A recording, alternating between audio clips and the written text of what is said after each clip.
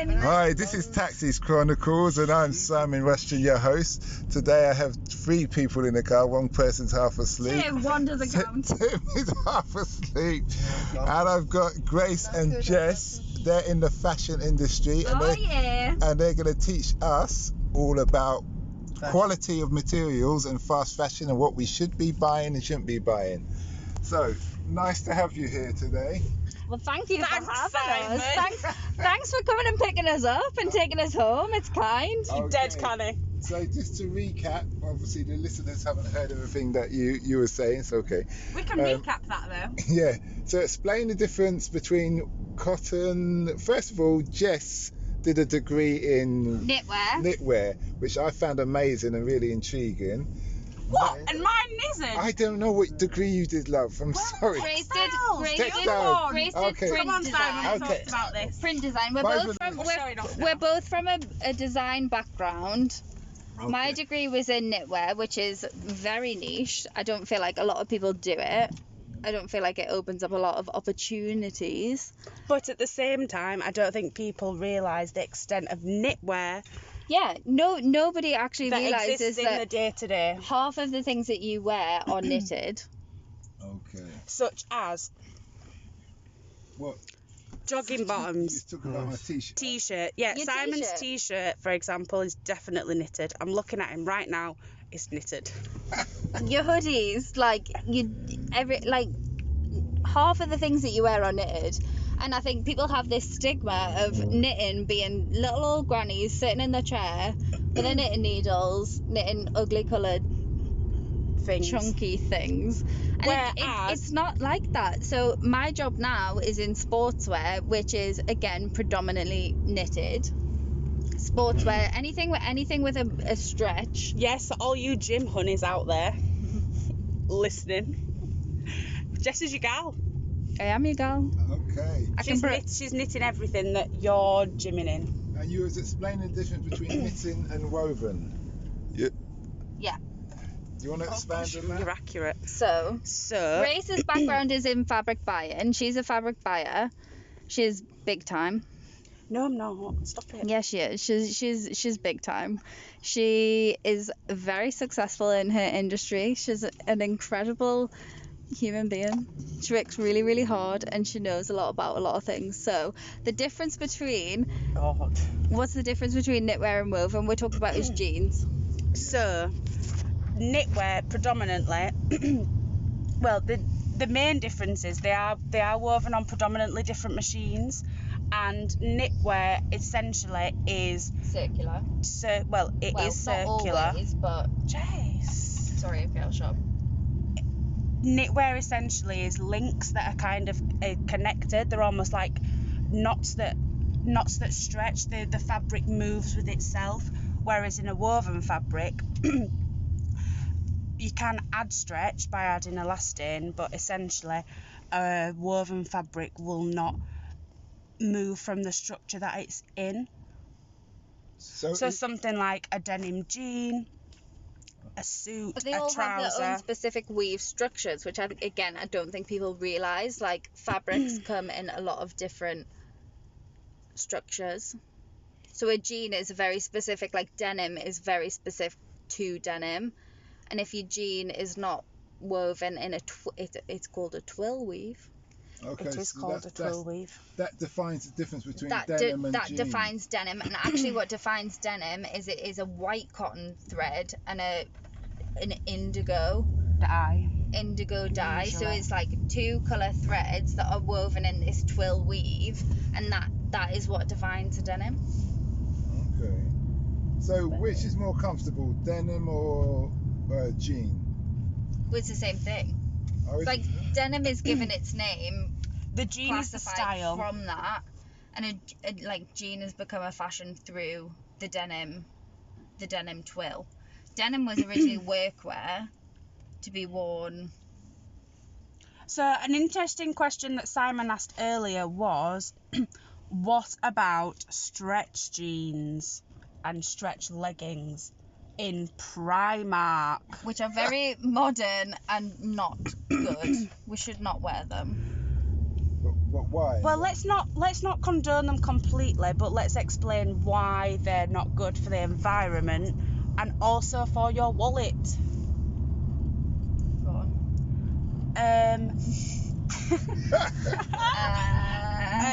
Well, no, I'm and ahhing. It's a difficult one. Durability? Durability is definitely one thing. Like, denim came from... So, like, Levi's is a very, very famous denim brand. They are based around workwear. They were, like, American. The original American. They worked on ranches. They worked, like, very heavy workwear. The point of don't forget that your denim jean comes from a very basic workwear staple, and actually back in the day would have been seen as a poor thing to wear. It was not. It was not trendy. It was not fashionable. Yeah, that's where the term blue collar worker comes from. Exactly. Simon is right. That's where blue collar worker comes from. So yeah. No one's condoning Primark, but what we're saying is that if you want to buy a product that will last, invest in quality. If you consider the weave structure of what you're buying and the composition of the product that you're buying. Up and he says, buy the good shit. So Sleepy Boy says, buy the good shit. We would majoritarily agree. But buy something that you love. Buy something that you're not going to fall out with. But buy something that, buy something that has got the quality to last. That would be our main advice. The quality to last, you're talking about stitching. My issue... No, we're not talking about stitching. We're talking about the whole garment. The whole garment, because what that brings me into is dye. Right. I find a lot of the clothes fade. Mm-hmm. Now, I know they have the label that says 30 degrees, 40 degrees, hand wash and all those things. But even if you follow those, it fades. Yeah. And so and it fades quite rapidly. With denim, that is like a natural quality of denim. Like, it is, if you follow the true process of it, that it is dyed with indigo to get your blue denim jeans, like, that is a natural quality. The indigo fades, it washes out. And actually, if you buy a proper pair of denim jeans, that Japanese brands call them like selvage jeans, which is like something that relates to the weave of the actual fabric. They actually advise that you don't wash them. Yeah. If you buy a proper traditional pair of jeans, denim jeans, you call it denim jeans because it is related to the fabric, the colouring process, the dyeing process, which is what you're relating to, that like the dyes fade. That is a natural thing of what denim does. They advise that you don't wash them because that all contributes to those processes. And actually, if you buy a quality pair of jeans, you shouldn't have to wash them because of the weave that they are constructed in, built in, whatever you want to call it. Like, you don't... They were designed to hide the dirt. Yeah, but the dirt's still there, so... The dirt's still if you're there. really mucky. In modern day, like, it's not so relevant because you don't wear jeans to work and build and whatever, but like in building or whatever, the whole point of denim was that it covered a lot of that, and then it hid a lot of the dirt, and it hid a lot of the like it was workwear. It was practical. Now it's fashion, so like it changes. I see. You really learn something every day then. Yeah. There's a lot of history, like everything. I think people take fashion a lot for granted, but actually everything that you wear has a history that comes from something that's really significant. And I think people think fashion's very superficial. Fashion, especially now, is a big problem. It causes a lot of problems globally, like countless. Global warming, all of those types of things. Like, it has a massive, massive impact. But all of those things still come from somewhere. They still come from a point of research that maybe happened hundreds of years ago. But then I always looked at it like this. I don't like to shop. So let's say I go to Primark and I will buy 30 t-shirts. 10 white, 10 black, and 10 grey. Yeah. Then I don't have to shop again for the year. Yeah. For t-shirts or any top really, apart from a jumper or I put a jacket on or I'm in the car. Then the jeans, let's say I buy, I don't know, 5 or 7 pairs of trousers or what have you, and then I just don't shop again. But I look at that, for me, it's cost effective. Because every year I just spend under 100 quid within reason. Yeah. Do you see what I mean? But maybe I'm not the best example because I'm not a person who cares about fashion. It's just about hygiene and practicality. Yeah. But being sustainable and being practical doesn't always mean being high fashion. Like, if you, for example, had invested in let's say like your white t-shirt, you'd invested in one that was, I don't know, I think with the white t-shirt it's hard to say, especially if you're saying you're going to wear that day in, day out. But with something like a denim jean, I think it's quite easy to be sustainable because actually one pair would do the same job that three might in a year, if not in 2 years or 3 years. Yeah. I find I like the stretch shirts that Asda or whatever put in their jeans now because I found it very restrictive. I didn't like the tough jeans, denim, in that respect. So that's what a traditional jean should be like, though, and it's fashion and fast fashion that has diluted that. So actually, when you buy fast fashion, you actually are diluted the history and like the respect that we have for the industry. Like, we've been taught fashion, like we've studied that. That's like a big thing that I don't think a lot of people realise that is a valuable. Do you think the consumer should care though? Because they just want the end product to be comfortable and nice. You could roll that out against any single product that you buy. That's consumerism, that's capitalism. And that's the world that we live in. And it's a big circle, and it loses the art. Like for me, I still work in fashion because I absolutely love it. Like, it is an art, it is a process, it's a design, it's a creative process. It's something that I feel very passionate and close to, but it gets so far removed because actually all the world cares about now is money. But then, in fairness to the consumer will pay for what they're given. So if there's only quality on the shelves, then they're going to pay for quality because we all have to wear clothes. Do you understand? It's the market, it's the fashion industry themselves that have driven it down. Do you see what I mean? If I go to the market and I want apples, and they're only selling English coxes, which costs a bit more, then that's all I can buy because that's all they've got. But the world's not about markets anymore.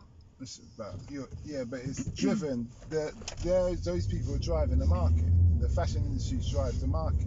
We just buy whatever we can because we can't dictate. We don't make anything. But actually, as a consumer, you are probably subject to more options now than you've ever been before, ever in your life. Yeah, that's my point. the options so actually, you have the power and a responsibility to take those decisions to buy responsibly. But we didn't create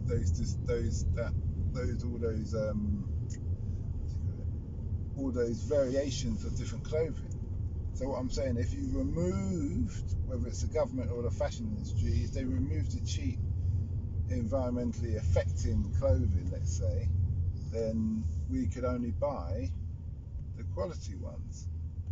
But then you would lose out on the capitalism, the industry, the money, the fashion industry. No, the money making, the government, the economy. Okay, so because that's what it's about. It's all about money. Everything boils down to money now. So that's the government and the fashion industry, not the consumer. Do you see what I'm saying? Because the consumers only can buy what's there. The thing with fashion is, though, there's a desire for it. Yeah, but the desire is created by the fashion industry. A lot more industries than that create desire. No, I'm not disputing about other industries, but on this... To have the latest thing, to be the latest thing, like... It's not necessarily driven by the fashion industry, and with social media being at the forefront of everything we do Social nowadays, media now has drives everything, absolutely everything. Okay. the biggest impact on everything. Like, when was it? Like, how did you last see the latest pair of trainers that Nike had released, or like the latest? I don't really buy trainers, so I don't notice that. I see what you're saying. But then again, let's say phones. I saw an Apple phone, poster, good just example. there, just being put up by the men on the abseiling things. Yeah, but then you always get social media posts. We'll have to go around the corner. It's a one-way street, but we can walk. Oh, what? We can walk. Oh yeah, I can get this one. That's okay. No, it's fine. No, so I'm meant to go that way anyway. Because we're just so deep in good conversation that this doesn't happen very often. But thanks for all that information there, ladies. You've been There's a lot to think about when you're buying something that I think people don't think about, and it comes down to everything from the clothes that you're wearing to the food that you're eating. We all have a much bigger responsibility now. Yeah, I understand what you're saying. It's got to the point that everybody can play a part to help the situation get better. Yeah. Okay. So on a last note, since we come to the end of the journey, you guys from being up north, how do you find London? Hard work. Jess? We love it! Absolutely, yeah, no, I love it. Like, I've been here for 8 years now. Like, I would quite like to go somewhere else and experience somewhere else in the world. London is home. Okay. Yeah. Okay then, that's good. So I hope you like the podcast, listeners, the episode. We do too. Feel free to listen to our other episodes, other podcasts, Africa Investing Stories. It's on Spotify as well. And don't forget to like, share and subscribe. And you can feel free to leave a voice message saying what you like and you don't like about this episode. Thanks a lot. Bye.